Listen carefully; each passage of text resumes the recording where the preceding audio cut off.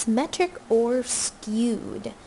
Below there's going to be 4 data sets, and we're looking to see if these data sets are symmetric, skewed right, or skewed left, and sort of an explanation. Now this is just guessing, but we'll try to rationalize through it and figure out what they might be looking for. So we're looking at the salaries of all persons employed by a large university. Well, so we have data. Now, most of the people are probably going to be about the same.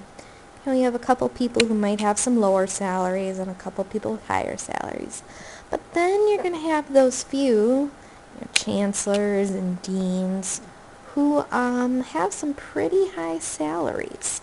So we might do a little quick sketch of this and say, yeah, there might be some skewedness to this, and in fact, looks like it's pulling to the right. So we might call this one skewed right. So now we have the grades on an easy test, and conversely the grades on a hard test. Well, let's look at that easy test first. If a test, oops, I don't want to draw my line in yet. If a test is easy, we think a lot of those grades are going to be really high. Right? A lot of people are going to do really well on this test, whatever it is. And then maybe 1 or 2 people didn't study so much, so their grades would be lower. And we can quickly sketch and see that it would be skewed to the left. Opposite, if we had the grades on a really hard test, we might get 1 or 2 people who do really well, and more people are going to do only okay,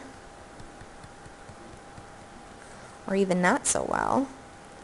And drawing in our skew for this, yep, it is going to be skewed, and again, we're going to have a skewed right look for this. Okay, one last one. The amounts of times students in your class studied last week. Well, okay, if I was teaching, I'd hope that most of my students would study about the same amount of time. Here's all my students studying. I might get a couple people who studied a lot, and, those couple of people who didn't study so much. So, in general, I'm hoping I get that nice bell curve, or symmetric. So those are some ideas about being skewed and symmetric.